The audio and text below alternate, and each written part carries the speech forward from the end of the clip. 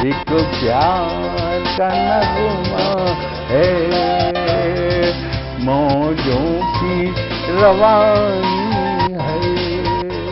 आए ऋतुराज तो विसार सब काज, कोई मीठी मीठी धुन गुनगुनाने लगी धरती। हंसा के जड़वत जीवन को चेतन चाटा बदल गया। आवाज है दादा की।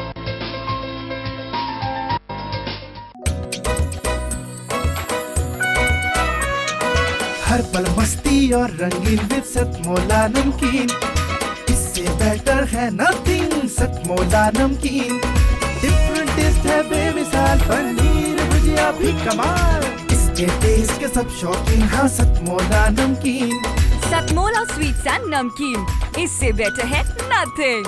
हाँ सतमोला नमकीन।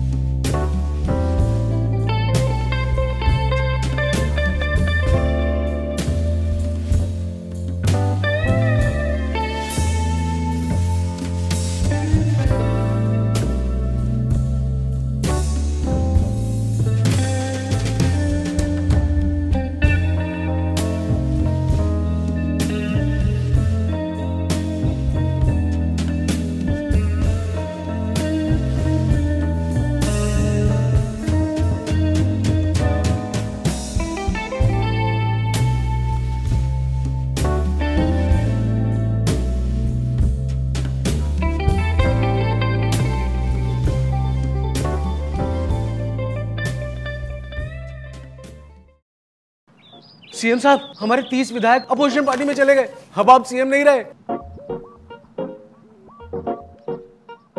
सतमोला। तो अब नया सीएम कौन बन रहा है? चल सतमोला खाओ कुछ। नमस्कार दोस्तों, मैं दीपाली जिया बहुत बहुत स्वागत करती हूँ आप सभी का पिछले 18 वर्षों से कविताओं के नंबर 1 शो सतमोला कवियों की चौपाल में। जोरदार तालियों के साथ स्वागत करते हैं हम स्टूडियो में उपस्थित अपने सभी मेहमानों का। आज हमारे साथ स्टूडियो में मौजूद हैं ओज के वरिष्ठ कवि, जिनकी रचनाओं ने हर एक मानस पटल पर देशभक्ति को अंकित करके रख दिया है, विनय विनम्र जी। मैं अपनी 4 पंक्तियों के साथ विनय जी को आमंत्रित करना चाहती हूँ। कहूंगी कि दर्ज हो तारीख में ऐसी कहानी चाहिए, याद सालों तक रहे जो वो निशानी चाहिए। दर्ज हो तारीख में ऐसी कहानी चाहिए, याद सालों तक रहे जो वो निशानी चाहिए। और हिंद के चरणों में रख दे शीश अपना काट कर, हो समर्पित देश को ऐसी जवानी चाहिए, हो समर्पित देश को ऐसी जवानी चाहिए। जोरदार तालियों के साथ स्वागत किया जाए ओज के बड़े हस्ताक्षर विनय विनम्र जी। सतमोला कवियों के चौपाल के सभी श्रोताओं को प्रणाम करता हूँ। मैं विनय विनम्र आप सबके समक्ष शब्द पुष्प लेकर उपस्थित हुआ हूँ। भुवनेश सिंघल जी बहुत सुंदर संचालन कर रहे हैं और इन्होंने भगवान राम का ही आवाहन करते हुए कुछ पंक्तियां निवेदित किया है जी। तो मैं बात भी वहीं से प्रारंभ करना चाहता हूं। इस समय पूरा देश राममय है। देश ही नहीं बल्कि पूरे विश्व में जहां जहां भगवान राम के भक्त हैं वहां वातावरण राममय हुआ पड़ा है निश्चित रूप से। और इसमें हम कवियों की महत्वपूर्ण भूमिका भी रही है। हमने भगवान से निवेदन करते रहे हैं और वो सुन लिया गया। परिस्थितियां कुछ इस प्रकार हैं, 4 पंक्तियों से बात प्रारंभ करता हूं कि सुलझा विवाद श्री राम जन्म भूमि वाला बन रहा मंदिर है जय सिया राम की। सुलझा विवाद श्री राम जन्म भूमि वाला बन रहा मंदिर है जय सिया राम की। नाच नर नारी झूम धरती को चूम चूम देवगण बोले जय जय अयोध्या धाम की। हिंदू हो या मुस्लिम सिख या ईसाई भाई आरती उतारे माता सरयू के नाम की। आरती उतारे माता सरयू के नाम की। ऐसा लगता है मानो सारा जग बोल रहा हुई न जो राम की तो काया किसका। बहुत बढ़िया, बहुत बढ़िया। भुवनेश जी के पंक्तियों के इर्द गिर्द ही रहने का प्रयास है। और हमने भगवान राम से निवेदन भी किया कि प्रभु, हमने लिखा था वो पंक्ति आज सुनाना चाहता हूं। हम बहुत प्रसन्न हुए कि रक्षा करो कष्ट हरो सुन लो पुकार प्रभु मचा हाहाकार घोर अंधकार छाया है। रक्षा करो कष्ट हरो सुन लो पुकार प्रभु मचा हाहाकार घोर अंधकार छाया है। अंक कली काल के पलटने लगे हैं नाथ राजाओं ने प्रजाओं के कोष को चुराया है। कामिनी कंचन कीर्ति व्याप्त जन जन में है। राक्षसों ने साधुओं के रक्त को बहाया है। स्वाद और शक्ति के विवाद में पड़ा है राष्ट्र मिथ्या महारानी बनी सत्य को हराया है। मिथ्या महारानी बनी सत्य को हराया है। अब तो आपको आना ही पड़ेगा प्रभु कि अत्याचारों के चंगुल में फंसी है भारत माता। क्या हो रहा है इस समय? लोग समझ नहीं पा रहे हैं, भ्रमित किया जा रहा है। हम आपके लाभ की बात करते हैं, आप ट्रेन जला देते हैं जी। क्या संस्कार हमारे बहुत अच्छे, बहुत अच्छे, करने जा रहे हैं? बहुत सटीक प्रहार है। आपके घर में हम पैसा भेजना चाहते हैं, सरकारी योजनाओं को लाना चाहते हैं, आप ट्रेन जलाते हैं, आप पत्थर मारते हैं उन यात्रियों पर। निवेदन करना चाहता हूं मातृभूमि की ओर से कि अत्याचारों के चंगुल में फंसी है भारत माता। माता का दुख दर्द प्रभु अब हमसे सहा न जाता। ऐसे दुष्टों का विनाश आवश्यक है, क्षमा कीजिएगा। आताताई हमारा भाई ही क्यों न हो, लेकिन उसका विनाश बिल्कुल आवश्यक होता है क्योंकि आताताइयों का न कोई धर्म है न कोई रिश्ता है। तब कहना चाहता हूं कि अत्याचारों के चंगुल में फंसी है भारत माता। माता का दुख दर्द प्रभु अब हमसे सहा न जाता। क्या बात। माता का दुख दर्द प्रभु अब हमसे सहा न जाता। अनुनय विनय विनम्र धनुष पे वान चढ़ाना हो। क्या बात है, वाह वाह। अनुनय विनय विनम्र धनुष पे वान चढ़ाना होगा। हे तुलसी के राम तुम्हें कलयुग में आना होगा। हे सीता के राम तुम्हें कलयुग में आना होगा। हे दशरथ के राम तुम्हें कलयुग में आना होगा। हे हनुमत के राम तुम्हें कलयुग में आना। जय श्री राम, जय श्री राम। क्या बात है, क्या बात है। ये थे हमारे बीच देश के बड़े कवि विनय विनम्र जी, जिनकी रचनाओं में यकीन जानिए रोंगटे खड़े करके रख दिए हैं। देशभक्ति की भावना हो तो ऐसी हो, जज्बा हो तो ऐसा हो। एक बार पुनः मैं चाहूंगी कि एक बार तालियां हो जाएं विनय विनम्र जी के लिए। मैं बुलाने जा रही हूं हास्य के बड़े हस्ताक्षर, वो कवि जिनकी कविताएं हंस हंस के आपको कुर्सी से गिरने पर मजबूर कर देंगी। वो कवि जो जब एक बार अपनी कविताएं पढ़ने पर आते हैं तो चेहरे से मुस्कुराहट कम नहीं होती।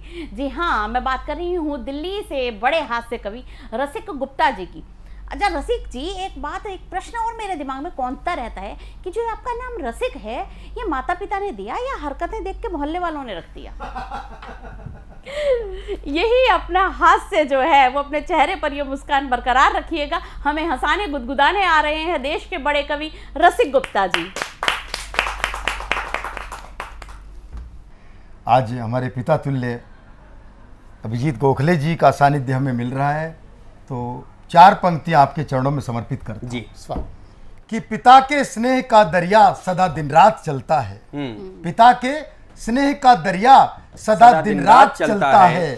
दुआ लेकर करो देखो हमेशा काम फलता है कि पानी की जगह जिसने है अपने खून से सींचा, पिता वो पेड़ जिसकी छांव में परिवार फलता है। पिता वो पेड़ जिसकी छांव में परिवार फलता है। माता और पिता दोनों एक ही गाड़ी के 2 पहिए हैं। तब मैंने माँ शब्द जो है वो दुनिया का सबसे छोटा शब्द, लेकिन पूरा ब्रह्मांड जिसके अंदर समा सकता है, 4 पंक्तियों में मैंने वो परिभाषा देने की कोशिश की कि तन की शीतलता ही मन में प्रेम बीज बो सकती है। तन की शीतलता ही मन में प्रेम बीज बो सकती है। क्रोध अग्नि को बस एक पल में शीतलता खो सकती है। और कण कण में शीतलता लेकर भले हिमालय खड़ा हुआ, हिम से शीतल इस दुनिया में केवल माँ हो सकती है। हिम से शीतल इस दुनिया में केवल माँ हो सकती है। और एक परिभाषा मैंने देने का प्रयास किया कि शब्द शब्द मेरी कविता का उनका ही सम्मान करे। मैं उस मातृशक्ति को नमन करना चाहता हूं जो अपने पुत्र को 9 महीने गर्भ में रखने के बाद हमारी सीमाओं की रक्षा के लिए भेज देती है अपने पुत्र को। उनके लिए पढ़ना चाहता हूं कि शब्द शब्द मेरी कविता का उनका ही सम्मान करे और स्वयं जनगणमन जिनके कर्मों का गुणगान करे। शीश झुकाऊं चरण पखारूं पहले हर उस माता के अपने वीर सपूतों को जो सीमा पर बलिदान करे। बहुत अच्छे बलिदान करे। माता और पिता दोनों ही एक गाड़ी के 2 पहिए। और मैंने कहीं 4 पंक्तियां लिखी कि कुदरत ने सृष्टि चक्र संभाला नहीं होता। कुदरत ने सृष्टि चक्र संभाला नहीं होता। रातों में तिमिर दिन में उजाला नहीं होता। क्यों हम माता पिता का दर्जा भगवान से ऊपर देते हैं कि कुदरत ने सृष्टि चक्र संभाला नहीं होता। रातों में तिमिर दिन में उजाला नहीं होता। कितना भी सर झुका लो किसी तीर्थ पर मगर माँ बाप से बढ़कर के शिवाला नहीं होता। माँ बाप से बढ़कर के शिवाला नहीं। बहुत अच्छे। और ये हमारे देश का दुर्भाग्य है कि उस माता पिता को जिसे हम भगवान से ऊपर मानते हैं, जब उन्हें सबसे अधिक आवश्यकता बुढ़ापे में हमारी होती है अपने पुत्रों की, तब वृद्धाश्रम खोल दिए गए ऐसे वहां उन्हें भेज दिया जाता है। मैं धिक्कार उन पुत्रों पर देता हूं और 4 पंक्तियां पढ़ता हूं। स्वागत स्वागत। कि जिसने गढ़ा वजूद तुम्हारा भाव उन्हीं के पढ़े नहीं। बिल्कुल। जिसने गढ़ा वजूद तुम्हारा भाव उन्हीं के पढ़े नहीं। मात पिता भेजे वृद्धाश्रम किंतु शर्म से गड़े नहीं। बहुत अच्छे, बहुत अच्छे। अरे ईश्वर में तो रखी आस्था, लेकिन वो ये भूल गए कि सृष्टि के निर्माता भी तो माता पिता से बड़े नहीं। बहुत अच्छे, बहुत अच्छे। निर्माता भी तो बहुत सुंदर माता पिता से बड़े नहीं। बहुत अच्छे। सृष्टि के निर्माता भी तो माता पिता से बड़े नहीं। और क्या बात। एक कविता मेरा मन है सुनाने का। इससे अच्छा प्लेटफॉर्म मुझे नहीं मिल सकता। और हास्य और उसकी बात हमारे भाई भुवनेश जी ने की। तो प्रारंभ करता हूँ एक हास्य कविता कि हमने स्टेशन जाने के लिए सामान हाथ में लिया। हमने स्टेशन जाने के लिए सामान हाथ में लिया, सड़क से 3 व्हीलर किया, लेकिन थोड़ी दूर जाते लगा झटका, सीएनजी खत्म, 3 व्हीलर रास्ते में अटका। वाह। मैंने कहा 3 व्हीलर वाले भी 100 की सीएनजी भरवाते हैं, छोटा रिचार्ज कराते हैं। इस नादान को समय की कीमत का पता होता तो 3 व्हीलर में सवारियां क्यों ढोता। मन से न जाने क्या क्या निकला, बेवकूफ अनपढ़ गंवार, मजबूरी में एक टैक्सी पर होना पड़ा सवार। भले ही कोई कितना बड़ा नवाब हो, पर क्या करें प्रवीण भाई जब किस्मती खराब हो। बहुत बढ़िया। अच्छा है, अच्छा है। सड़क के बीच में खड्डा, खड्डे में पत्थर, पत्थर पर टैक्सी का पहिया चढ़ गया, पुराना घिसा हुआ टायर वहीं फट गया। वाह। मैंने कहा टैक्सी वाले भी ना कमाल है, मीटर से ज्यादा पैसे लेने के बाद भी इनका ये हाल है। चाहे कितना भी कमा ले, सारी जिंदगी यूं ही धक्के खाएगा और इसे तो खुद केजरीवाल भी आके नहीं सुधार पाएगा। और मेरी ट्रेन छूट गई तो इसके बाप का क्या जाएगा। टैक्सी वाले ने फटे टायर की जगह स्टेपनी चढ़ाई। टैक्सी वाले ने फटे टायर की जगह स्टेपनी चढ़ाई, फुल स्पीड से टैक्सी दौड़ाई। स्टेशन पहुंचते ही मैं प्लेटफॉर्म की तरफ भागा, लेकिन ट्रेन नहीं पकड़ सका, मैं भागा। सारे रास्ते ऑटो व टैक्सी वालों को भरा बुरा कहते घर आया तो परिवार के सभी सदस्यों को रोते हुए पाया। सबको रोता देख मेरा ध्यान अपनी टेंशन से हट गया और बेटे ने बताया जिस ट्रेन से मुझे जाना था उस ट्रेन में बम फट गया। उस ट्रेन से मुझे जाना था उसमें बम फट गया और सबको लगा बापू का टिकट कट गया। आंखों के आगे काले बादल छाने लगे। अचानक आंखों के आगे काले बादल छाने लगे और जिस ऑटो व टैक्सी वालों को अब तक रावण समझता रहा उनमें राम नजर आने लगे। बहुत अच्छे भाई, बहुत अच्छे, बहुत बढ़िया। मन में कई तरह के विचार आए, काश कोई इन आतंकवादियों को जाकर समझाए कि इन बमों का प्रयोग हो दुर्गम पहाड़ों को चीरकर रास्ता बनाने में, ना कि जिंदा इंसानों के चीथड़े उड़ाने में। ना कि जिंदा इंसानों के चीथड़े उड़ाने में। अभी तक हंसी रुक नहीं रही है। रसिक जी, क्या कमाल की रचनाएं आपने पढ़ी हैं, क्या हास्य बोध है आपका और क्या तीखे व्यंग बाण आप चलाते हैं। कमाल कमाल कमाल कर दिया। मुझे अपने बेटे की एक बात याद आ गई। अभी कल परसों मैं अपने बेटे से कह रही थी, उसने जिम ज्वाइन किया था। मैंने कहा जिम विम जा, बॉडी शॉडी बना ले, फिर देख तेरे पीछे कैटरीना कैफों की लाइन लग जाएगी। वो कहते हैं हाँ कैटरीना की तो लाइन लग जाएगी लेकिन शादी नहीं होगी सारी जिंदगी, और जो छोटे भाइयों की शादी होगी उनकी वाली भी छोड़ के चली जाएंगी। और मम्मी सबसे बड़ा खतरा तो आपको है मेरे सलमान बनने में, पापा 2-3 ब्याह करके बैठ जाएंगे। तो ये था हास्य बोध हमारे रसिक जी का। खूब गुदगुदाया, खूब हंसाया रसिक जी ने। एक बार जोरदार तालियां हो जाए रसिक जी के लिए। मैं बुलाने जा रही हूं उस शख्सियत को जो आपको भगवा रंग की हर रैली में ध्वजवाहक के रूप में नजर आ जाएगा। वो शख्स जो अपने भाषणों से, अपने उद्बोधनों से देश के अपने हमारे हृदय के अंदर देश प्रेम की भावना को जगा देता है।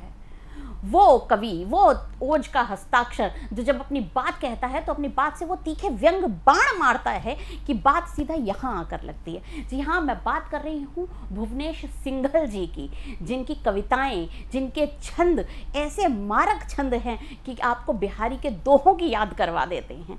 बहुत ज़्यादा जोरदार तालियों के साथ, करतल ध्वनि के साथ स्वागत किया जाए भुवनेश सिंघल जी का।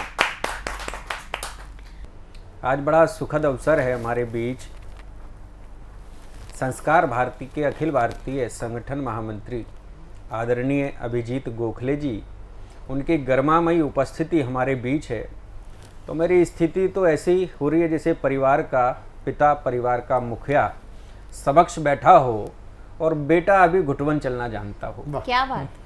तो मन में कहीं भय है कि क्या बोलूं, ऐसा क्या बोलूं जो को अपने पिता को रिझा सकूं। 4 पंक्तियां कहता हूं केवल। बुजुर्गों का आशीर्वाद यदि किसी को मिल जाए तो निश्चित रूप से सफलता हासिल हो जाती है। जब राम के भाग्य में वनगमन आया, वन को गए तो राजा के पुत्र थे, राजकुमार थे। 14 वर्ष के जीवन का संघर्ष उन्होंने जब सहा, अपने पिता की आज्ञा से, अपने माता की आज्ञा से, अपने बुजुर्गों की आज्ञा से जब वो वन को गए और 14 वर्षों का वनवास सहा। जाते समय वो राजा राम थे, मगर 14 वर्षों का वनवास सहकर जब वापस अयोध्या आए तो वो राजा राम नहीं थे, भगवान श्री राम हो चुके। क्या बात है, क्या बात है। तो ये बुजुर्गों के आशीर्वाद का सुफल होता है। जिसने अपने बुजुर्गों की बात मान ली तो निश्चित रूप से सफलता मिलती है। 4 पंक्तियां आदरणीय अभिजीत गोखले जी को समर्पित करते हुए कहता हूं कि बुजुर्गों की दुआओं ने अनोखा काम कर डाला। बुजुर्गों की दुआओं ने अनोखा काम कर डाला। मैं जुगनू सा था बस टिमटिम मुझे दिनमान कर डाला, और बसा इनकी दुआओं में असर जो है चमत्कारी, बसा इनकी दुआओं में असर जो है चमत्कारी, हुई जिस पर कृपा इनकी उसे भगवान कर डाला। वाह वाह वाह वाह वाह, बहुत अच्छे, बहुत अच्छे। राजा राम भगवान राम बन गए केवल और केवल अपने बुजुर्गों के आशीर्वाद से। 4 पंक्तियां और कहता हूं। मन है आदरणीय अभिजीत गोखले जी आए हैं तो एक मन के भाव देखिए अपने बड़े के प्रति क्या हो सकते हैं कि एक दिन किसी संत पर एक किताब लिखूं, मन है। आदरणीय आपको समर्पित करता हूं। एक दिन एक संत पर किताब लिखूं, मन है। उसकी उदारता का हर हिसाब लिखूं, मन है। और जब आए पृष्ठ संत की परिभाषा का, और जब आए पृष्ठ संत की परिभाषा का, तब तुम्हें सोचकर हर बात लिखूं। वाह वाह वाह वाह। तब तुम्हें सोचकर हर बात लिखूं, मन है।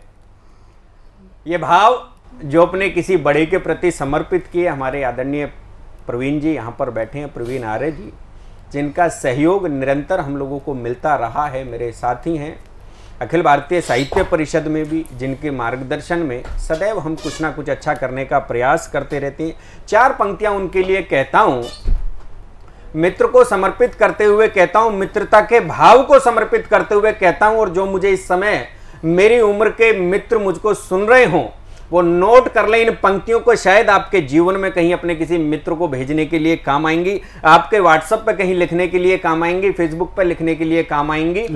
4 पंक्तियां कहता हूं कि मुश्किलें मेरी खोज कर, मुश्किलें मेरी खोज कर मात देता है मेरा वो दोस्त। आदरणीय प्रवीण जी आपके लिए समर्पित करता हूं कि मुश्किलें मेरी खोज कर मात देता है मेरा वो दोस्त, डूबता जब भी मैं बढ़कर हाथ देता है मेरा वो दोस्त, और रक्त का रिश्ता न उससे पर नहीं वो गैर है, कि रक्त का रिश्ता न उससे पर नहीं वो गैर है, जिंदगी के हर मोड़ पर साथ देता है मेरा वो, क्या बात है, क्या बात है। जिंदगी के हर मोड़ पर साथ देता है मेरा दोस्त। और जब मित्रता की बात चली तो मित्रता को ही समर्पित करते हुए, जीवन में मित्र नहीं है तो शायद बहुत कुछ छूट जाता है हमसे जीवन में। एक छोटी सी कविता मित्रता के ऊपर कहता हूं कि मित्र वही जो खून के रिश्तों में भी नेक उदाहरण है।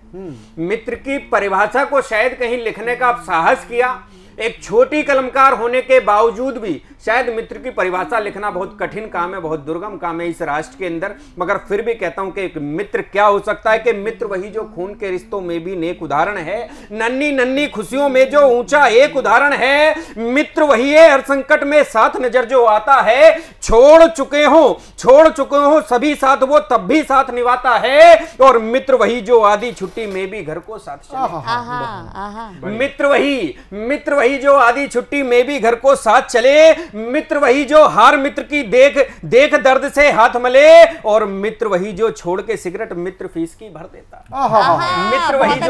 मित्र वही जो छोड़ के सिगरेट मित्र की फीस भर देता, अबे छोड़ना प्यारे कहकर सारे दुख कम कर देता, और मित्र वही जो कर्ण सरीखा दुर्योधन के साथ रहे, बहुत अच्छे, मित्र वही जो कर्ण सरीखा दुर्योधन के साथ रहे, मित्र वही जो कर्ण सरीखा दुर्योधन के साथ रहे, मित्र वही जो भाई बनकर सब कष्टों को साथ सहे, और मित्र वही थे जिसने अर्जुन के रथ को खुद खींचा था, मित्र वही थे जिसने अर्जुन के रथ को खुद खींचा था, मित्र सुदामा के चरणों को आंसुओं से सींचा था, सच्चा मित्र वही है जीवन में जो मित्र बनाता है। अंतिम 3 पंक्तियां और कहता हूं कि सच्चा मित्र वही है जीवन में जो मित्र बनाता है, रिश्तों की इस बगिया को जो मित्रों से महकाता है, और जीवन में अगर मित्र नहीं है समझो जीवन खंडित है। अंतिम पंक्तियां कहता हूं कि मित्रता को समर्पित के जीवन में अगर मित्र नहीं है समझो जीवन खंडित है, जीवन में अगर मित्र नहीं है समझो जीवन खंडित है, और मानो उसको श्राप लगा है और प्रभु से दंडित है, और प्रभु से दंडित है। जय हिंद। बहुत बढ़िया, बहुत बढ़िया। आज हमारे बीच स्टूडियो में मौजूद है वो शख्स जो अधिकतर रहते हैं पर्दे के पीछे। जी हाँ, वो जो हम सबको नचाते हैं अपने इशारों पर, वो जो इस शो के प्रणेता हैं, वो जिनकी सोच ने इस शो सतमोला कवियों के चौपाल को जन्म दिया, और न केवल जन्म दिया बल्कि 18 वर्ष का युवा भी बना दिया। जी हाँ, मैं बात कर रही हूँ हमारे शो के प्रोड्यूसर डायरेक्टर प्रवीण आर्य जी की, जो न केवल एक प्रोड्यूसर डायरेक्टर हैं बल्कि अगर आप उनकी कविताएं सुनेंगे तो उनकी कविताओं में वो बात है कि कानों से होते हुए सीधा हृदय तक उतर जाती है, जो आपके दिलो दिमाग पर एक पल नहीं, एक घंटे नहीं, एक दिन नहीं, बल्कि बहुत लंबे समय तक छाप करके छोड़ जाती है, जो कब्जा कर लेती है हमारे मनो मस्तिष्क पर। जी, मैं बात कर रही हूँ प्रवीण आर्य जी की, और प्रवीण आर्य जी छंदों की महारत रखते हैं। मैं निवेदन करूंगी प्रवीण जी से कि वो सिंहावलोकन में अपना एक छंद हमारे बीच प्रस्तुत करें। बहुत मुश्किल छंद है, और इस छंद में कही गई बात जो है उस बात की बात ही कुछ और है। एक बार बहुत जोरदार तालियों के साथ स्वागत किया जाए प्रवीण आर्य जी का।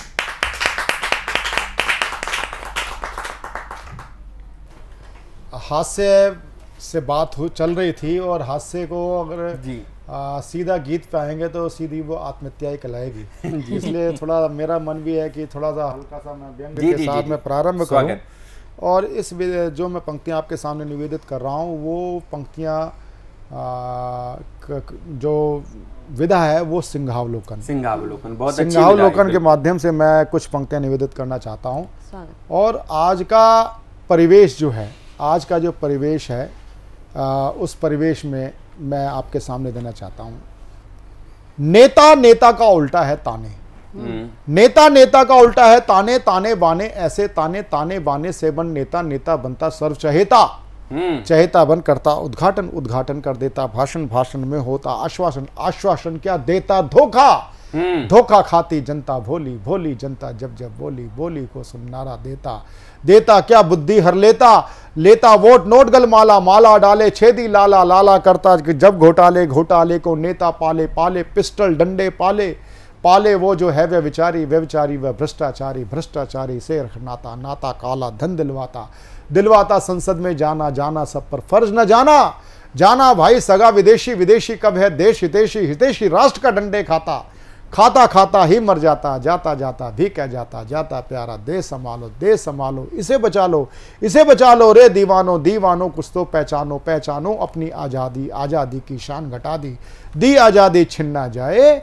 जाए जान भले ही जाए, जाए जान भले ही। क्या बात है, बहुत अच्छी। ये सिंहावलोकन एक ऐसी विधा होती है जो बहुत साहित्य में इसको बहुत कठिन विधा माना जाता है और इस पर लिखना निश्चित रूप से सफलता के सोपान पर चढ़ने जैसा होता है। मैं बहुत बहुत बधाई और साधुवाद देता हूँ। वाह वाह वाह वाह वाह, नेता है कि ताने है कि ताने है कि नेता है, क्या बात कही है। मुझे याद आ गया, सारी ही की नारी है कि नारी ही की सारी है, सारी विच नारी है कि नारी विच सारी है। कमाल कर दिया इनजी, कमाल कर दिया। ये वो छंद है जिसे सीखने में अच्छों के पसीने छूट जाते, और आपने कितनी सरलता के साथ कितनी गहन बात अपने इस छंद के माध्यम से कही है। आपका सानिध्य हमें मिलता रहे और आपके सानिध्य में देश का युवा इसी तरीके से आगे बढ़ता रहे, कविताओं के क्षेत्र में अपनी पहचान बनाता रहे, यही मैं कामना करती हूँ और बहुत बहुत बहुत धन्यवाद अदा करती हूँ आप।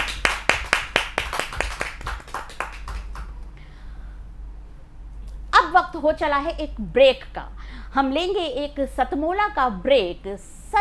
स्वाद में जमकर खाया, सतमोला से खूब पचाया। जी हाँ, ब्रेक का वक्त हो चला है। आप सभी यकीनन लंच या डिनर या इवनिंग स्नैक्स ले चुके होंगे, तो अब समय आया है सतमोला की चटपटी चटकारेदार गोलियों से अपने स्वाद को भी बढ़ाने का और अपने हाजमे को भी सही करने का। तो हम आते हैं एक ब्रेक के बाद, और तब तक आप लीजिए सतमोला का चटकारा। सीएम साहब, हमारे 30 विधायक अपोजिशन पार्टी में चले गए, अब आप सीएम नहीं रहे। सतमोला। तो अब नया सीएम कौन बन रहा है? चल सतमोला खाओ, कुछ सतमोला कवियों की चौपाल में ब्रेक के बाद आप सभी का स्वागत है। मैं दीपाली जंजिया बहुत बहुत बहुत हार्दिक अभिनंदन करती हूं आप सभी का। तो चलिए हम चलते हैं दिल्ली से हमारे बीच उपस्थित ज्योति सागर जी के पास, जो बात करती है प्यार मोहब्बत की, श्रृंगार की, और बात करती हैं हमारे देश के युवाओं की भी। तो मैं निवेदन करना चाहूंगी ज्योति जी से कि वो हमारे बीच आए और अपनी कविताओं से एक प्यार मोहब्बत का समा भर दें यहाँ पर। ज्योति जी। धन्यवाद दीपाली जी। मैं ज्योति सागर सना आप सभी दोस्तों को प्यार भरा नमस्कार करती हूँ और बिना किसी भूमिका के अपनी रचना आप तक पहुँचाती हूँ। स्वागत है। जब तलक तुमसे ना मैं मिली थी, जाने किस किस से मिलती रही मैं, क्या बात? तुझ में आकर ही मिलना था मुझको, अविरल कब से चलती रही मैं। जब तलक तुमसे ना मैं मिली थी, जाने किस किस से मिलती रही मैं। बहुत बार मैंने पुकारा तुम्हें, मगर तुम सदाएं सुन ना सके। हमेशा से तुम ही मेरे चांद थे, मगर तुम सितारा ये चुन ना सके। क्या बात है, क्या बात है। तेरी चांदनी में ही शब भर शबनम सी घुलती रही मैं। वाह, वाह, वाह। तुझ में आकर ही मिलना था मुझको, अविरल कब से चलती रही मैं। बहुत प्यारी। एक नदी एक सागर की ही तो ये सारी की सारी कहानी है। एक ठहरा हुआ एक फैला हुआ, एक की सांस में है रवानी। कि अब तुम मिलोगे, कि जब तुम मिलोगे, इन दो किनारों में ही तो लहरों सी पलती रही मैं। तुझ में आकर ही मिलना था मुझको, अविरल कब से चलती रही मैं। जब तलक तुमसे ना मैं मिली थी, जाने किस किस से मिलती रही मैं। वाह वाह वाह वाह वाह, क्या बात है, क्या बात है, बहुत सुंदर ज्योति जी। बहुत शुक्रिया। और मैं अब अपनी अगली रचना पर आती हूँ। स्वागत है, स्वागत है। और ये बात मैं अपने देश के नौजवानों से कहना चाहूँगी। एक छोटा सा संदेश है जो मैं पहुँचाना चाहती हूँ। नौजवानों बात मानो, दौरे वतन बदलना है तुम्हें। नफरतों की आंधियों से बच बच कर चलना है तुम्हें, चलना है तुम्हें। अभी तो जोरदार तूफान आएंगे, मुसीबत में भी मुश्किल इम्तहान आएंगे। इन सब से हौसलों से निकलना है तुम्हें। नौजवानों बात मानो, दौरे वतन बदलना है तुम्हें, बदलना है तुम्हें। अभी तो खुद को भी पढ़ना होगा, अपना किरदार भी गढ़ना होगा। जो मांगते हो चाहते हो उसमें ढलना है तुम्हें। नौजवानों बात मानो, दौरे वतन बदलना है तुम्हें। जीवन में अपनों से धोखा भी मिलेगा, शाहों से टकराने का मौका भी मिलेगा। इन सब में गिर गिर के संभलना है तुम्हें। नौजवानों बात मानो, दौरे वतन बदलना है तुम्हें। माहे रमज़ान की दुआ में ढल जाओ, दिवाली के दियों के साथ जल जाओ। ऐसे ही नई उम्मीद से मिलना है तुम्हें। नौजवानों बात मानो, दौरे वतन बदलना है तुम्हें। नफरतों की आंधियों से बच बच कर चलना है तुम्हें, चलना है तुम्हें। क्या बात है, क्या बात है ज्योति जी, बहुत बढ़िया, यह बहुत बढ़िया। नौजवानों को संबोधित करते हुए ज्योति जी ने बहुत बहुत शानदार और ऊर्जा वाली कविता हमारे बीच पढ़ी।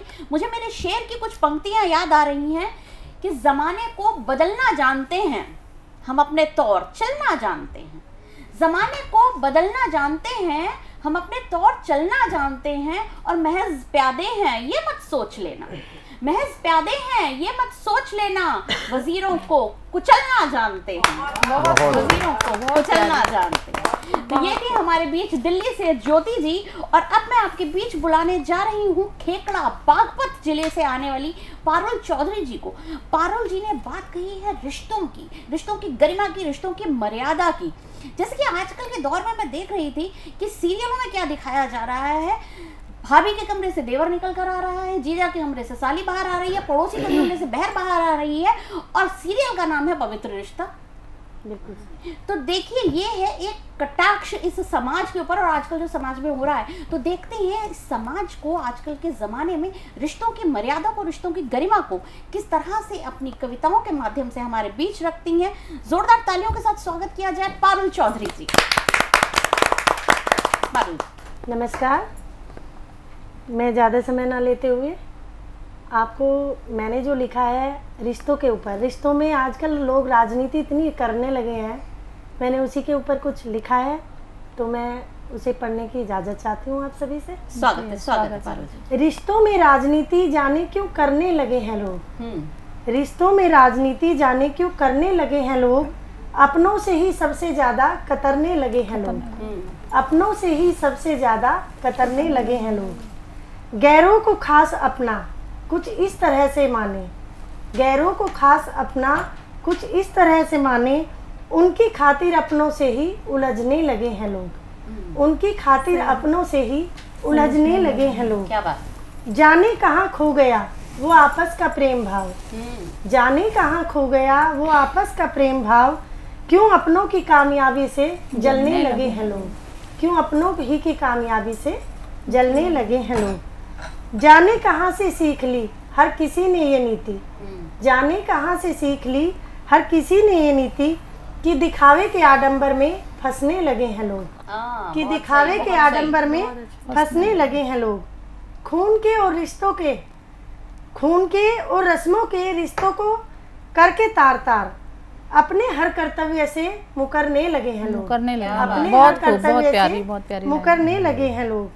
छोड़ दो करना ये राजनीति, छोड़ दो करना ये राजनीति, अब बस बहुत हुआ, क्यों हर घर में महाभारत का युद्ध लड़ने लगे हैं लोग, क्यों हर घर में महाभारत का युद्ध बहुत अच्छा है लड़ने लगे हैं लोग। किससे करे पारुल अब शिकवा और शिकायत, किससे करे पारुल अब शिकवा और शिकायत, उसके खुद ही के घर में ये चाल चलने लगे हैं लोग। बहुत बढ़िया, बहुत बढ़िया पारुल।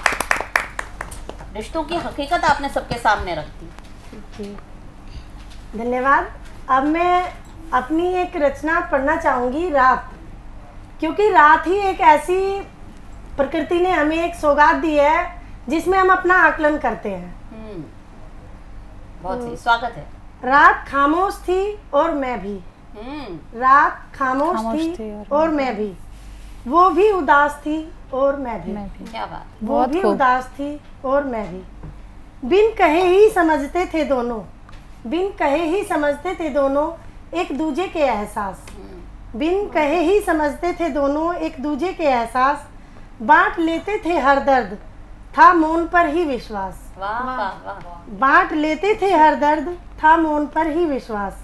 जाने कैसे और कब आंखों में उतर आता है, जाने कैसे और कब आंखों में उतर जाता है, रात के पहलू में ही अतीत का हर अक्ष नजर आता है, रात के पहलू में ही अतीत का हर अक्ष नजर आता है। कुछ सुहाने से लम्हे तो कुछ दर्द भरी यादें, कुछ सुहाने से लम्हे तो कुछ दर्द भरी यादें, मैं समेट भी नहीं पाती और फिर से बिखर जाता है, मैं समेट भी नहीं पाती और फिर से बिखर जाता है।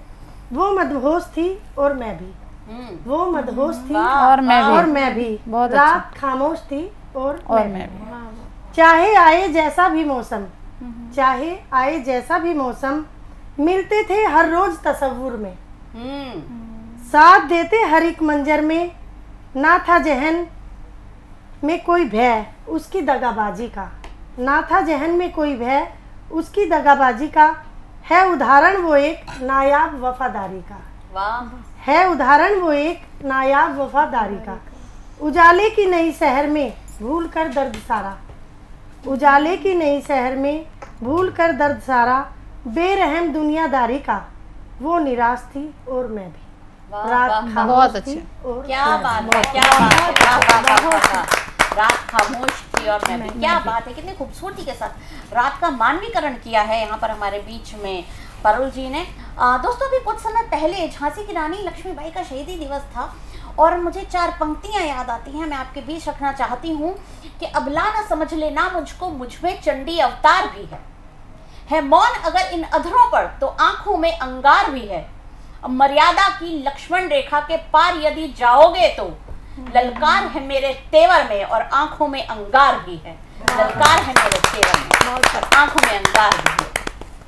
और यहीं से मैं बुलाने जा रही हूँ झांसी से ही आने वाली हमारी अगली कवित्री, जो देश की भक्ति की बात करती हैं देश से प्रेम की, और बात करती हैं रिश्तों में प्रेम की। जी हाँ, मैं बात कर रही हूँ नेहा चाचरा बहल चाहत जी की। जी हाँ, जिनके नाम में ही चाहत है, तो वो चाहत चाहे देश के प्रति चाहत हो, चाहे रिश्तों के प्रति चाहत हो, एक माँ की उसके बच्चों के साथ चाहत हो, या एक बेटी की उसके माता पिता के साथ चाहत हो। चाहत एक ऐसा शब्द है जो अपने आप में संपूर्ण धरती के हर एक अवयव को समेटे हुए है। तो जोरदार तालियों के साथ हम स्वागत करते हैं नेहा चाचरा बहल चाहत जी। संचालिका महोदया का धन्यवाद करती हूँ। सतमोला कवियों के कार्यक्रम में जो मुझे निमंत्रण दिया गया है उसका मैं धन्यवाद करती हूँ। माँ शारदे को नमन करती हूँ, मंच को प्रणाम करती हूँ। और झांसी की गौरव भूमि से आई हूँ तो वीरांगना महालक्ष्मी के चरणों में शत शत प्रणाम करती हूँ। और भारत की बेटी हूँ तो भारत की ही गुणगान से मैं अपने प्रस्तुति की शुरुआत करती हूँ कि कोटि कोटि कंठों ने गाया, कोटि कोटि कंठों ने गाया, भारत का गुणगान है। कोटि कोटि कंठों ने गाया, भारत का गुणगान है। हे माँ भारत, जय माँ भारत, जय माँ भारत, सबसे पहले तुझको ही प्रणाम है माँ, तुझको ही प्रणाम है। कोटि कोटि कंठों ने गाया, भारत का गुणगान है। ना हम हिंदू सिख ईसाई, ना हम मुसलमान हैं। हे माँ भारत तेरे सदके सब तेरी संतान है। इस दुनिया ने भी माना, इस दुनिया ने भी माना, भारतवर्ष महान है। हे माँ भारत, जय माँ भारत, हे माँ भारत, सबसे पहले तुझको ही प्रणाम है माँ, तुझको ही प्रणाम है। बहुत बहुत धन्यवाद। भारत माता की जय। गजल के चंद अशआर और अपनी वाणी को मैं विराम दूंगी। गजल प्रस्तुत करती हूँ। वक्त की है इल्तिजा, वक्त की है इल्तिजा, ये दूरियां तो मिटाइए। वक्त की है इल्तिजा, ये दूरियां तो मिटाइए। आइए आगोश में जानम ना यूं शर्माइए। आइए आगोश में जानम ना यूं शर्माइए। अल तुम्हारे पास है, किस तरह दिल है जीतना, उस अदा से ही सनम हमें मीत अपना बनाइए। आइए आगोश में जानम ना यूं शर्माइए। बहुत बहुत धन्यवाद। क्या बात है, क्या बात है। हमने देखे चाहत जी के अलग अलग रंग, देश के साथ चाहत, महबूब के साथ चाहत, और प्रेम की पराकाष्ठा कि आइए आगोश में जानम न यूं शर्माइए। क्या बात है, बहुत सुंदर। एक बार जोरदार तालियां हो जाएं चाहत जी के लिए। और अब मैं बुलाने जा रही हूँ उन्हें जो सरहद पर तैनात हैं, इसीलिए हम अपने घरों में चैन से सो रहे हैं। जी हाँ, मैं बात कर रही हूँ फौज में भर्ती होकर के हम सबके लिए अपनी जान दांव पर लगा करके देश की रक्षा के लिए नित्य प्रतिदिन तैनात हैं जो सरहद पर। मैं बात कर रही हूँ अवरेंद्र अवस्थी जी की, जो आते हैं हरदोई जिले से और काम कर रहे हैं इतना बढ़िया जिसकी तुलना कोई कर ही नहीं सकता। जी हाँ, अवरेंद्र जी करते हैं देशभक्ति। अवरेंद्र जी फौज में शामिल हैं और आज हमारे बीच उपस्थित हैं, यह हमारे लिए गौरव की बात है। मैं बुलाने जा रही हूँ हरदोई जिले से आने वाले अवरेंद्र अवस्थी जी को, जो कि फौज में कार्यरत हैं और हमारे बीच प्रस्तुत करेंगे आज अपनी ओज से परिपूर्ण रचनाएं। बहुत बहुत स्वागत है आपका अवरेंद्र अवस्थी जी। नमस्कार, मैं यहाँ सतमौला कवियों की चौपाल और पूरे हिंदुस्तानी दर्शक भाइयों को नमस्कार कर रहा हूँ। संचालिका महोदय का, प्रवीण आर्या जी का हार्दिक अभिनंदन करता हूँ। और मैं आप लोगों के बीच जो इस समय अग्निवीर वाला चल रहा है सिस्टम, जिसके ऊपर हम लोग तोड़ फोड़ मचाए जा रहे हैं, देश में ये हो रहा वो हो रहा, ऐसा कुछ नहीं है। अग्निवीर हमें एक देश को नए युवा जो बिगड़ रहे हैं, कोई बच्चे ड्रग्स की स्मगलिंग कर रहे हैं, कोई कुछ कर रहे हैं, तो उनको एक रोज़गार नहीं मिल रहा है। ये देश की सेवा करने का एक अवसर मिल रहा है, मौका मिल रहा है। अगर पैसे के लिए ही कोई जाता 30,000 20,000 पे, तो कोई भी माँ अपने बेटे को नहीं भेजती, सिर्फ देश की सेवा के लिए भेजती है। बिल्कुल बिल्कुल। और उसी पे ही मैंने अपनी लाइनें लिखी हुई हैं कि मुझे आपकी ताली नहीं, मुझे आपकी ताली नहीं, आपका जोश और जुनून चाहिए। जो हो जाए देश पर निछावर, मुझे वो खून चाहिए। क्या बात। सो लेंगे हम कांटों के बिस्तर पर, सो लेंगे हम कांटों के बिस्तर पर, बस कानों में मेरे राष्ट्रगान की धुन चाहिए। जिंदगी के सफर में मुझे, जिंदगी के सफर में मुझे राष्ट्रभक्तों के कंधे चाहिए। जिंदगी के सफर में मुझे राष्ट्रभक्तों के कंधे चाहिए। तिरंगे में लिपटा हो सब, मुझे बस वही अंतिम नींद का सुकून चाहिए। क्या बात है, क्या बात है, क्या बात है, वाह वाह वाह वाह। और हम अपनी चाल जो कविता है वो भी देश के लिए ही है और नए जो हमारी पीढ़ी है उनके लिए ही लिखा है। नए अगर हम आ गए हैं रिटायर होके, तो अभी नए जाएंगे, वही देश सेवा करेंगे, क्यों हमने अपना जो करना था वो कर दिया है। तो ये देश तुम्हारा ऋणी रहे, ऐसा कर्तव्य निभाना तुम। ये देश तुम्हारा ऋणी रहे, ऐसा कर्तव्य निभाना तुम। यदि आंच तिरंगे पर आए, मंगल पांडे बन जाना तुम। ये देश तुम्हारा ऋणी रहे, ये देश तुम्हारा ऋणी रहे, ऐसा कर्तव्य निभाना तुम। यदि आंच तिरंगे पर आए, तो मंगल पांडे बन जाना तुम। तुम लाल हो भारत माता के, तुम भारत के वीर सिपाही हो। तुम सदा रहो तैनात वहाँ जहाँ खून की सदा गवाही हो। तुम लाल हो भारत माता के, तुम भारत माँ के वीर सिपाही हो। तुम सदा रहो तैनात वहाँ जहाँ खून की सदा गवाही हो। राष्ट्रगान बज रहा जहाँ हो, क्षण भर को रुक जाना तुम। यदि आंच तिरंगे पर आए, मंगल पांडे बन जाना तुम।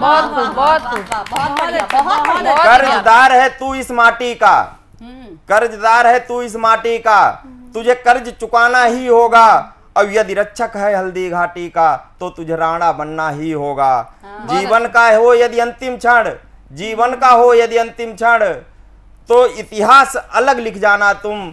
यदि आंच तिरंगे पर आए, मंगल पांडे बन जाना तुम। जय हिंद।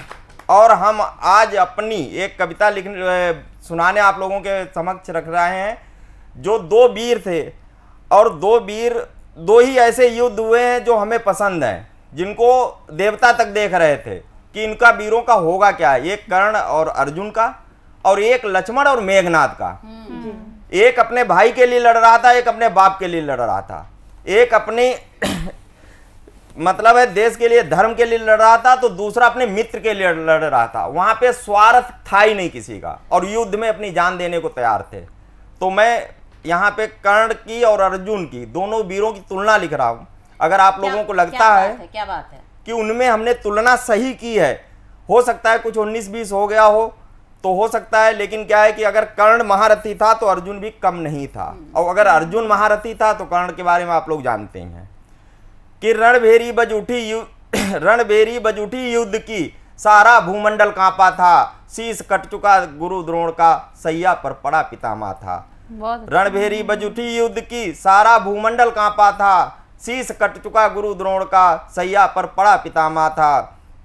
जीवित थे शकुनी के पासे, जीवित थे शकुनी के पासे, दुर्योधन का अहंकार ना हारा था। और सेना को लेकर चला कर्ण, सेनापति बनकर चला कर्ण, जो दुर्योधन का एक सहारा था। सारी सेना का पूरा मतलब जितने भी वीर थे, वो एक अकेला ही काफी था। महाभारत में जितने भी वीर थे, सबके लिए कर्ण अकेला काफी था। लेकिन उसको किसी ने छल से, किसी ने बल से, किसी ने क्या, लेकिन सिस्टम क्या है कि आप अगर अधर्म के साथ रहेंगे, जैसे अभी हिंदुस्तान में क्या होता है कि हम मोदी का विरोध करने के चक्कर में हम देश का विरोध कर जाते हैं, और जब हमने मोदी के विरोध में अगर देश का विरोध शुरू कर दिया तो हम देशद्रोही हो गए, और वही कर्ण के साथ गुजर गया।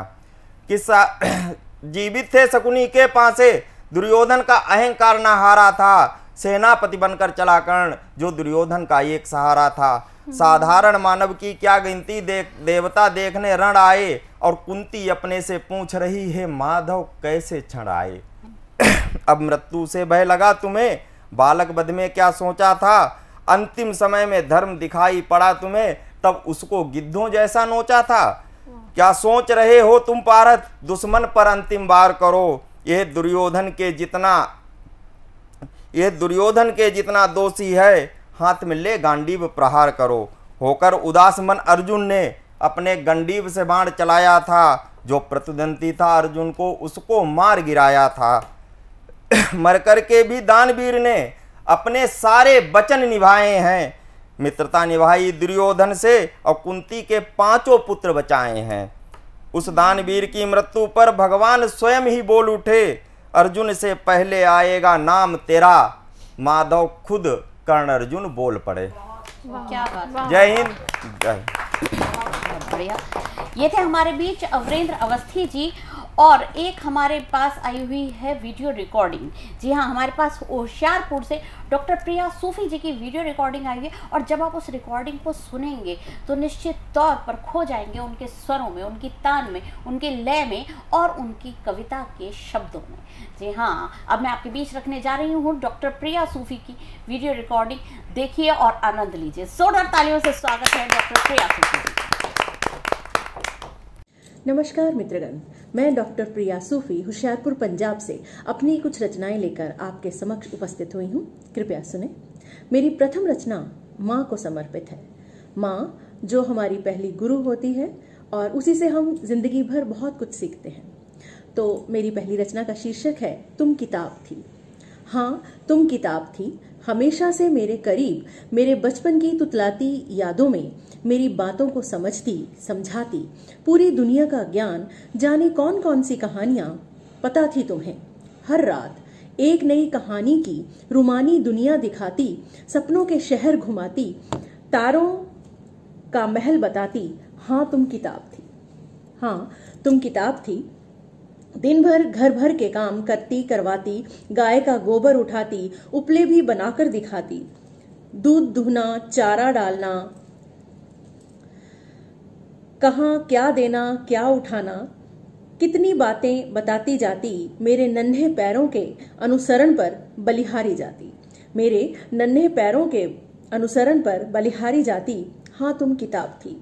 तेल मसाले घी का हिसाब करती, सब्जी दाल रोटी का संसार बसाती, रसोई घर को ही पूरा जहां बताती, चूल्हे चौके की खुशबू से पूरा घर महकाती।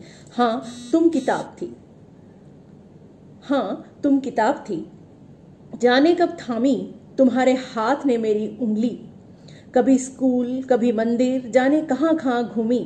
तुम्हारे दिखाए रास्ते आज भी पावन है, तुम्हारे दिखाए रास्ते आज भी पावन हैं, तुलसी के दिए भी आज तक रोशन हैं। सदियों के इतिहास का तुम्हारे संग नाता था, हर पर्व हर त्योहार तुमसे प्राण पाता था, मेरे मन का हर कोना हर आंगन महकाती। हाँ तुम किताब थी, माँ तुम किताब थी। धन्यवाद। तो अभी कुछ दिन पहले लॉकडाउन था, तो बहुत से मज़दूरों ने यहाँ से वहाँ पलायन किया, तो उनमें से कुछ मज़दूर रास्ते में ही उनकी मृत्यु हो गई। तो ऐसे ही कुछ भावों से मेरी इस रचना में आपको मिलेंगे। तो रचना का शीर्षक है मजदूर। खाली कारखानों में सामान छोड़ जाते हो, खाली कारखानों में सामान छोड़ जाते हो, तुम भी कोई शहतूत हो क्या, जहां गिरते हो निशान छोड़ जाते हो। तुम्हारे दम से रोशन है सुबह की रौनकें सभी, तुम्हारे दम से रोशन है सुबह की रौनकें सभी, तुम्हारे श्रम से भीगती शाम गहराती है। अब एक कविता मैं अभी जो आजकल चल रहा है, आप टीवी पे देख रहे हैं क्या हो रहा है दुनिया में, तो उसी पर एक रचना मैंने लिखी है, बस अब और नहीं, बस अब और नहीं, नहीं बस अब और नहीं, मत पिलाओ मुझे समरसता समदरसता धर्म निरपेक्षता की घुट्टी, नहीं बस अब और नहीं, मत पिलाओ मुझे समरसता समदरसता धर्म निरपेक्षता की घुट्टी, हिम्मत है तो मोहम्मद को गाली दो, हिम्मत है तो मोहम्मद को गाली दो, बूता है तो किसी और धर्म पर उंगली उठाओ, और कुछ नहीं, और कुछ नहीं तो किसी सलीब को उखाड़ाओ, नहीं कर सकते अगर तो कृपया मुझे समरसता का पाठ भी मत पढ़ाओ, नहीं कर सकते अगर तो कृपया मुझे समरसता का पाठ भी मत पढ़ाओ, आतताई आए और लूट कर चल दिए, आतताई आए और लूट कर चल दिए, कुछ यहीं बस गए हमारे घर को अपना बता बढ़ गए। मैं तुमसे पूछती हूं मंदिर में बैठे भगवान ने क्या बिगाड़ा था, मैं तुमसे पूछती हूं मंदिर में बैठे भगवान ने क्या बिगाड़ा था, क्यों उसके घर को तहस नहस कर गए। सोमनाथ लूटा विश्वेश्वर तबाह किया, सोमनाथ लूटा विश्वेश्वर तबाह किया, जाने कितने धर्म स्थलों को ध्वस्त किया। पद्मावती का जौहर किसने करवाया, पद्मावती का जौहर किसने करवाया, अजय पोरस को किसने हराया। कहा था नानक ने तैं की दर्द ना आया, कहा था नानक ने तैं की दर्द ना आया, जो लड़े दीन के हेत सूरा सोही, जो लड़े दीन के हेत सूरा सोही, हमारे गुरुओं ने फरमाया था। तुम किसकी संतान हो, तुम किसकी संतान हो, तुम्हारे लहू में उबाल तक ना आया था। कौन थे वो जो धर्म के लिए आरे से कट गए, कौन थे वो जो धर्म के लिए आरे से कट गए, कौन थे वो जो दीन के लिए शीश कटवा गए। किसने गरम तवे पर अपना धर्म मनवाया था, किसने गरम तवे पर अपना धर्म मनवाया था, कौन था वो जिसे उसके पुत्र का कलेजा खिलवाया था, कौन था वो जिसे उसके पुत्र का कलेजा खिलवाया था। प्रताप शिवाजी हरि सिंह नलुआ की संतान नहीं हो तुम, गुरु तेग बहादुर बंदा गोविंद की पहचान नहीं हो तुम। सतमौला कवियों की चौपाल का आज हमारा परम सौभाग्य है कि सतमौला कवियों की चौपाल में आज कला और साहित्य को समर्पित हमारा एक देश का बहुत ही सर्वश्रेष्ठ संगठन, राष्ट्र के सांस्कृतिकवाद को बढ़ाने वाला कला साहित्य के माध्यम से, उसका नाम होता है अखिल भारतीय यानी विश्व स्तर पर उस संगठन का नाम होता है संस्कार भारती। संस्कार भारती हमारा एक ऐसा संगठन है जहाँ कला और साहित्य के माध्यम से देश प्रेम, राष्ट्र प्रेम और समाज का किस प्रकार से कला साहित्य की ओर से सेवा की जा सकती है, कला के माध्यम से भी सेवा की जा सकती है, साहित्य के माध्यम से भी सेवा की जा सकती है, उसका एक अनूठा जो एक संगठन है वो संस्कार भारती है। संस्कार भारती के ऐसे हमारे पालक, हमारे अखिल भारतीय संगठन महामंत्री दादा अभिजीत गोखले जी हमारे बीच में हैं, जहाँ जोरदार तालियों के साथ हम उनका स्वागत। नमस्कार।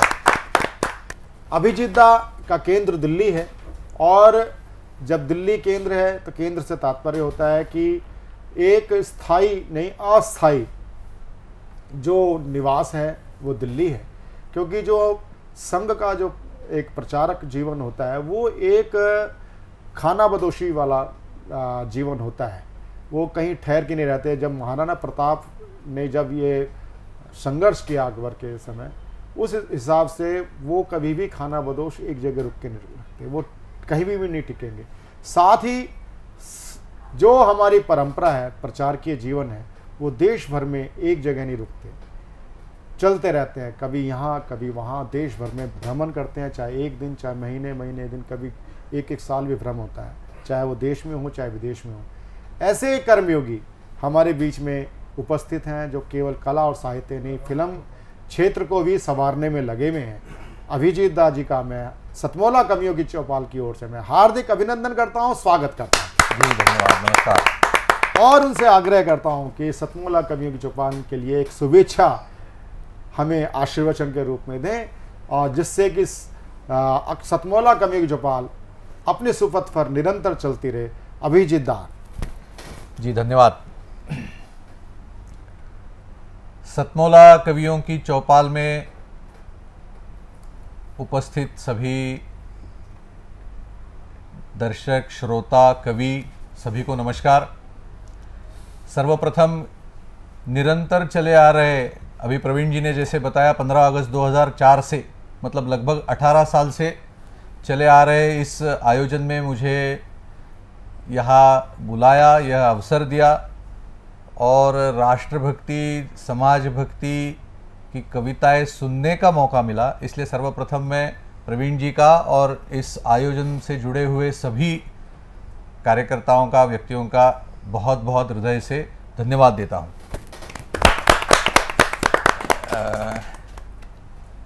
अपनी भारतीय कला दृष्टि में ऐसे माना गया है कि कला ही जीवन है, और हम सभी जानते हैं कि जीवन एक कविता है। क्या बात। तो जीवन में आनंद है, जीवन में दुख है, जीवन में स्वर है, जीवन में लयबद्धता है, जीवन में भाव है, जीवन में शिक्षा है, जीवन में संस्कार है। हम सब जानते हैं कि कविताओं में भी ये सारे भाव, ये सारी भावनाएं व्यक्त होती है, प्रकट होती है। प्रत्येक कवि इन भावों को अपनी अपनी प्रतिभा के अनुसार हम सभी के सामने लाते हैं। व्यक्ति का जैसे जीवन है वैसे ही समाज का भी जीवन है, और समाज जीवन में भी या समाज जीवन में भी इन भावों के आधार पर विकसित होता है। तो समाज जीवन के इन विभिन्न पक्षों को, मतलब समाज जीवन का आनंद बना रहे, समाज जीवन से दुख हटे, समाज जीवन में का स्वर विकसित होता रहे, समाज जीवन लयबद्ध रहे, इस सब के लिए कवियों का योगदान बहुत ही महत्वपूर्ण है। मुझे लगता है इस आयोजन से निरंतर 18 वर्ष से इस योगदान में सारे कवि, मुझे संख्या पता नहीं लेकिन 10,000 से ज़्यादा कवि इसमें सम्मिलित हुए हैं। तो ये आयोजन चल रहा है, ऐसा मेरा मानना है। सभी को बहुत बहुत धन्यवाद इसके लिए। एक केवल अपेक्षा सभी से करना चाहूँगा कि समाज जीवन में या व्यक्ति जीवन में शिक्षा का बड़ा महत्व है, और हम सभी जानते हैं कि नई शिक्षा नीति का आविष्कार हो चुका है, और नई शिक्षा नीति में कला के आधार पर बच्चों को पढ़ाना, इस प्रकार की पद्धति विकसित होने का विचार उस शिक्षा नीति में हुआ है। मुझे लगता है इस सब में कविताओं का बहुत बड़ी भूमिका रहने वाली है। तो जिसको नर्सरी राइम्स कहते हैं, वहाँ से लेकर प्रत्येक विषय कविताओं के माध्यम से कैसे पढ़ाया जाए, कहानियों को, भारतीय कहानियों को कविताओं के माध्यम से बच्चों के सामने, युवाओं के सामने कैसे लाया जाए, मुझे लगता है अगर सारे कवि इस दिशा में भी प्रयत्न करें आगामी कुछ वर्षों में, तो शिक्षा नीति के लिए, आने वाली युवा पीढ़ी के लिए, बच्चों के लिए एक बहुत महत्वपूर्ण पहल होगी। ऐसी सभी कवियों से अपेक्षा करता हुआ इस मंच के माध्यम से मैं फिर से सभी को धन्यवाद देते हुए मेरी छोटी सी बात पूर्ण करता हूँ। इस उपक्रम के लिए बहुत बहुत शुभकामनाएं। सभी को फिर से एक बार बहुत बहुत धन्यवाद। नमस्कार। माननीय अभिजीत दा ने हमें अपनी शुभेच्छा दी सतमोला कवियों की चौपाल में। मैं बड़ा अनुग्रहित हूँ अभिजीत दा, अपने व्यस्त समय में आपने हमारे लिए समय निकाला। आज अब जो मेरे साथ हैं इस कार्यक्रम के लिए विशेष, जिनका मैं आभार इसलिए व्यक्त नहीं कर सकता क्योंकि वो खुद मेरे साथ इस कार्यक्रम का भार 18 वर्ष से आप अपने कंधे पे आपने चढ़ा रखा है, और ये सामूहिकता के भाव, आप एक एंगल साधना टीवी है, राकेश गुप्ता जी हैं, एक एंगल श्री अनिल कुमार मित्तल जी हैं, सतमोला है, और एक एंगल कवियों की चौपाल है। आज अगर क्या नाम हम सोचें सतमोला अलग चल सकता है कार्यक्रम कविता के साहित्य में, या कवियों की चौपाल अलग चल सकता है, तो ये असंभव है बिल्कुल। और ये एक ऐसा एक ईश्वर प्रदत्त गठबंधन हो चुका है तीनों का, सतमोला कवियों की चौपाल, चाहे वह सब दशहरे पे इतना बड़ा कार्यक्रम करते हैं, कम से कम 10-15 लाख का बजट का कार्यक्रम अकेले आप रामलीला में, बालाजी रामलीला में आप करते आ रहे हैं। कोरोना काल के बीच में बेशक ना हुआ हो, तो वो सतमोला कवियों की चौपाल का कवि सम्मेलन हो, और चाहे 2004 15 अगस्त 2004 के प्रारंभ के 4 एपिसोड हों, उसकी ये अनवरत यात्रा किस प्रकार चल रही है, मैं उसके लिए श्री अनिल मित्तल जी हमारे इस कार्यक्रम के अगर मैं कहूँ तो अभिभावक हैं। अभिभावक के नाते मैं श्री अनिल मित्तल जी को मैं सादर आमंत्रित करता हूं कि वह अपना आशीर्वाद सतमोला कवियों की चौपाल के नवांकुरों को दें। श्री अनिल मित्तल जी। नमस्कार, मैं अनिल मित्तल, चेयरमैन सतमोला ग्रुप, सतमोला कवियों के चौपाल के सभी दर्शकों का स्वागत करता हूं। और आज मुझे बहुत खुशी है कि सतमोला कवियों के चौपाल में दिल्ली सभा विधानसभा के अध्यक्ष श्री रामनिवास गोयल जी, जो मेरे बड़े भाई की तरह हैं, मेरे पिता तुल्य हैं, उनका मेरे को सानिध्य प्राप्त हुआ, उनका आशीर्वाद प्राप्त हुआ, तो मुझे बड़ा खुशी है। और मैं चाहूँगा कि आगे भी वो ऐसे ही हमें अपना आशीर्वाद बनाए रखें हमारे पे। और मुझे एक विश्वास नहीं होता, एक सपने की तरह लगता है कि 18 साल पहले जब परवीन जी मेरे पर आए कि मैं किसको कवियों का एक प्रोग्राम करना चाहता हूँ, तो मैंने सोचा यार ऐसे ही थोड़े टाइम के लिए ये अपना टाइम पास करना चाहते हैं, तो मैंने इनको हाँ कर दी। मैंने कहा चलिए आप करिए, और हम लोगों ने साधना टीवी पे इसका सफ़र शुरू करा, और आज 18 साल हो गए लगातार करते हुए। तो मुझे इतना अच्छा लग रहा है इससे जुड़कर, इनके साथ सदियों के सतमोला कवियों के चौपाल में मुझे मौका मिला इसके थ्रू। आज कवियों की जो कवि वर्ग है हमारा, ऐसा बुद्धिजीवी वर्ग है कि ये अगर हम इसको प्रोत्साहन नहीं देंगे तो धीरे धीरे ये लुप्त होता जाएगा। तो आज ये संस्कृति को उसको बचाने के लिए अगर सतमोला परिवार इसके साथ जुड़ा हुआ है तो बड़े एक सौभाग्य की बात है, और मैं हमेशा इसके साथ जुड़ा रहूँगा। और परवीन जी और मेरा साथ जैसे चल रहा है, मैं कहूँगा ज़िंदगी भर ये प्रोग्राम जब तक भी चलाएं वो चलता रहे, और सतमोला परिवार इसमें हमेशा जुड़ा रहेगा। धन्यवाद। अंत करना चाहता हूँ आज के इस कार्यक्रम का, सतमोला कवियों की चौपाल का। 4 पंक्तियां प्रेरणा की कहता हूं कि किसी की आंख में बनके चमक तुम बंद हो जाओ। इन्हीं 4 पंक्तियों के साथ आज के इस एपिसोड में विदा लूंगा। 4 पंक्तियां कहता हूं कि किसी की आंख में बनके चमक तुम बंद हो जाओ। आह्वान की पंक्तियां देता हूं कि किसी की आंख में बनके चमक तुम बंद हो जाओ। प्रभु की वंदना में तुम गीत के बंद हो जाओ, और युवाओं थाम कर झंडा विश्व में फिर से फहरा दो। विवेकी बन के जागो तुम, विवेकानंद हो जाओ। क्या बात है, क्या बात है, वाह वाह। जय हिंद, जय भारत।